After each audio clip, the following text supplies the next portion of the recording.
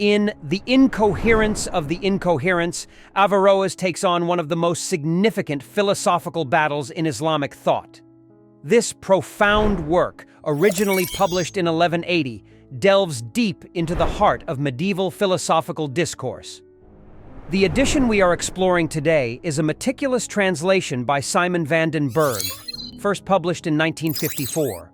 Van den Berg, a renowned scholar of Islamic philosophy, has provided an invaluable service by making Averroes' challenging text accessible to a modern audience. Averroes, born as Abu al-Walid Muhammad ibn Ahmad ibn Rushd in 1126 in Córdoba, Spain, was a towering figure in both Islamic and Western philosophy. His work spans various fields including medicine, theology, and jurisprudence, but he is best known for his commentaries on Aristotle. In The Incoherence of the Incoherence, Averroes defends the philosophical positions of Aristotle. He engages with the works of Al-Farabi and Avicenna, or in other words, Ibn Sina, but focuses on countering Al-Ghazali's critiques to show the compatibility of Aristotelian philosophy with Islamic thought.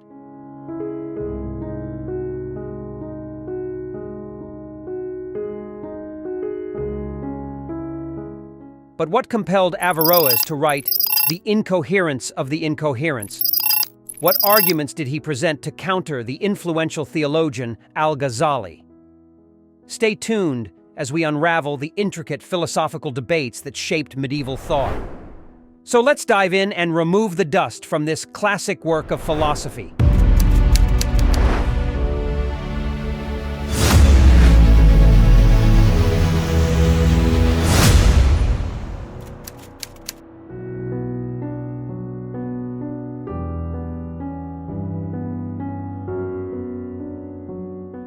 Al-Ghazali argues that the world must have been created in time by God and is not eternal.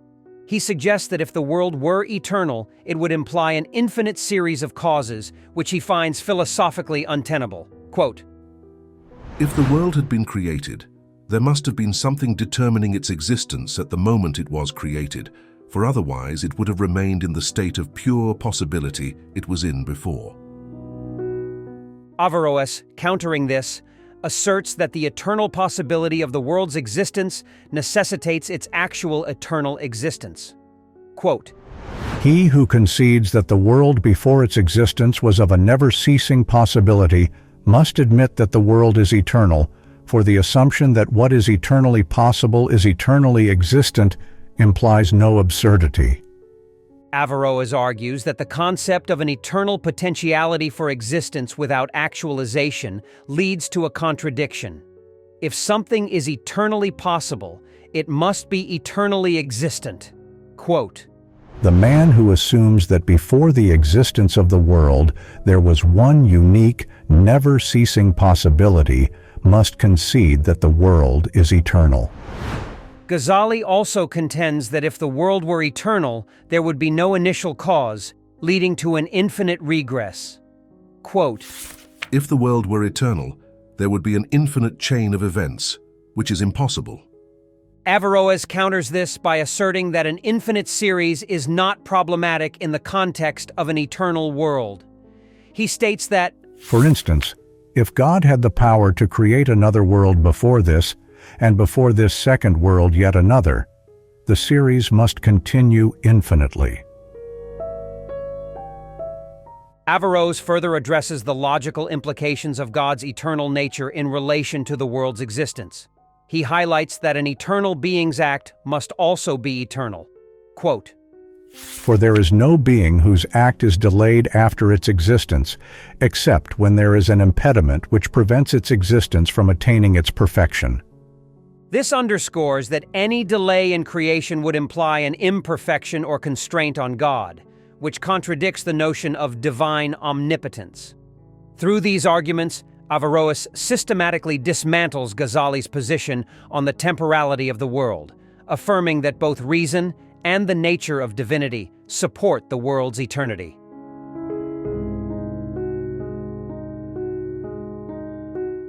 In The Incoherence of the Incoherence, Averroes tackles Ghazali's assertions on the incorruptibility of the world.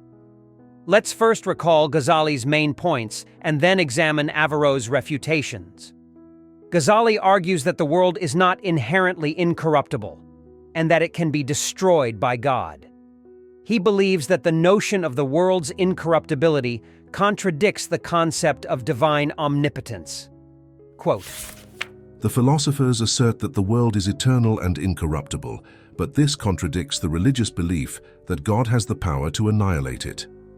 Averroes counters by defending the philosophical stance that the world, while created, is structured in such a way that its natural state is incorruptible.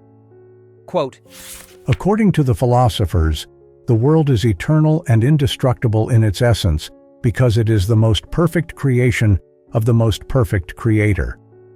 Averroes argues that the incorruptibility of the world does not limit God's power, but rather reflects his perfection in creation.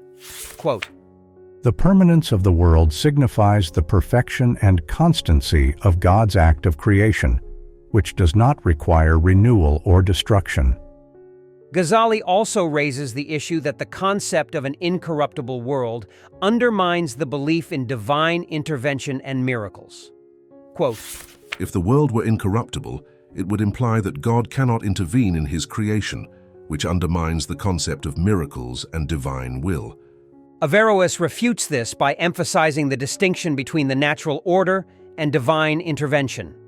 Quote, The philosophers do not deny God's power to intervene, but they argue that the natural order established by God operates on principles of stability and permanence. He explains that divine intervention through miracles is an exception to the natural order, not a contradiction of it. Through these arguments, Averroes demonstrates that the notion of an incorruptible world is not incompatible with the concept of divine omnipotence. Instead, it highlights the perfection and constancy of God's creation.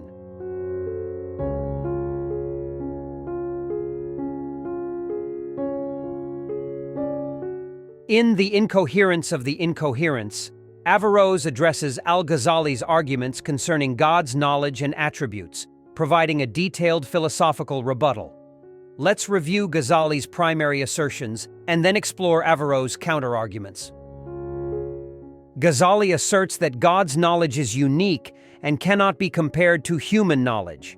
He argues that God's knowledge encompasses all particulars and universals simultaneously, but this knowledge does not change or evolve. Quote, God's knowledge is eternal and unchanging, encompassing all things in their entirety without undergoing any transformation. Ghazali further claims that God's attributes, such as omniscience, must be understood in a way that does not imply any multiplicity in God's essence. Quote, The attributes of God, including his knowledge, must not suggest any division or multiplicity within the divine essence, which remains perfectly unified. Averroes counters these points by emphasizing the compatibility of God's knowledge with philosophical reasoning. He argues that God's knowledge, while indeed different from human knowledge, can be understood through the lens of intellectual abstraction. Quote, The philosophers argue that God's knowledge is both universal and particular, transcending human comprehension but still accessible through intellectual abstraction. Averroes also addresses the issue of divine attributes, asserting that these attributes do not imply multiplicity, but rather reflect different aspects of the same divine essence. Quote, The attributes of God do not denote multiplicity. Instead, they are various aspects of his singular essence, comprehended differently by finite minds. Ghazali argues that God's knowledge of particulars is incompatible with the concept of an immutable eternal being. Quote, If God knows particulars in their specificity, his knowledge must change with the changing realities of the world, which contradicts his immutability. Averroes refutes this by explaining that God's knowledge is not subject to temporal change. Rather, it encompasses all time simultaneously. Quote, God's knowledge encompasses all of time and existence in a single eternal act of understanding, unbound by temporal change. Through these arguments, Averroes demonstrates that God's knowledge and attributes, while different from human understanding, can be reconciled with philosophical principles without compromising the unity and immutability of the divine essence.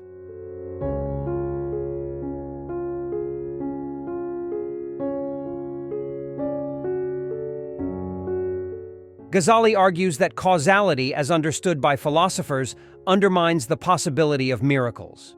He insists that if natural laws are seen as necessary and unchangeable, this would negate the possibility of divine intervention and miracles. Quote, The philosophers assert a necessary connection between cause and effect, which implies that the natural order is unalterable and leaves no room for miracles. Averroes counters this by asserting that the philosophers do not deny the possibility of miracles, but rather understand them as events outside the usual natural order. He explains that causality in the natural world operates according to principles established by God, but this does not preclude divine intervention.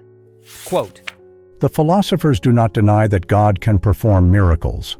They argue that miracles are exceptions to the natural order established by God, not violations of it. Averroes further elaborates that understanding causality does not limit God's power, but rather highlights the regularity and reliability of his creation. Quote, Recognizing causality in the natural world emphasizes the wisdom and consistency of God's creation, without limiting his ability to intervene as he wills.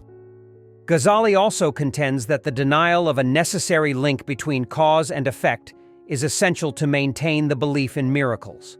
Quote, Denying a necessary connection between cause and effect allows for the possibility of miracles, as it affirms that God can alter the natural course of events.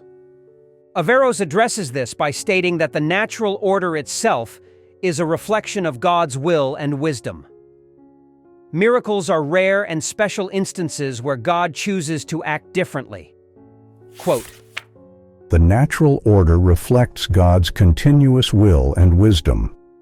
Miracles are rare occurrences where God chooses to act outside this established order, showcasing his power. Through these arguments, Averroes demonstrates that acknowledging natural causality does not negate the possibility of miracles. Instead, it underscores the extraordinary nature of divine intervention.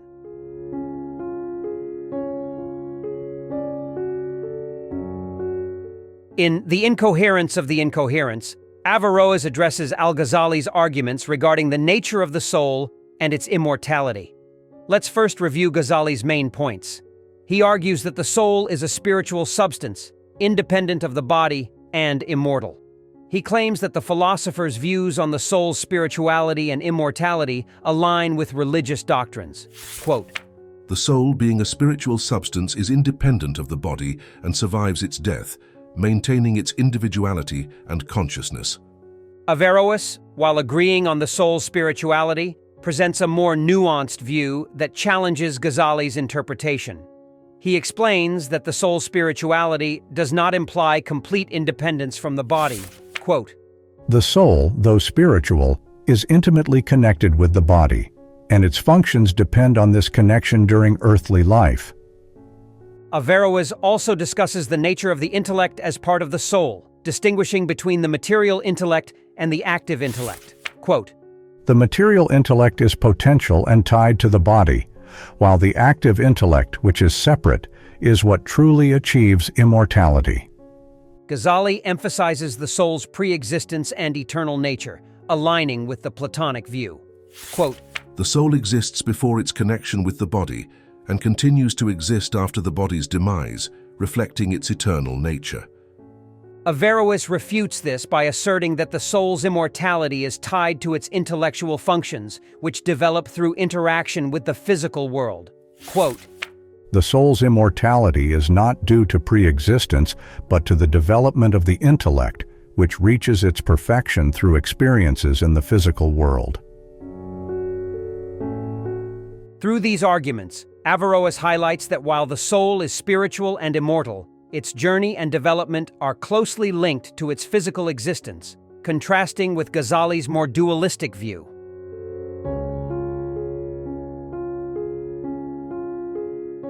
Throughout The Incoherence of the Incoherence, Averroes presents compelling arguments to refute Al-Ghazali's critiques of philosophy and science, aiming to reconcile reason with faith. Averroes argues that the world is eternal, countering Ghazali's assertion of a temporal creation. He defends the notion of the world's incorruptibility, highlighting the perfection and consistency of God's creation.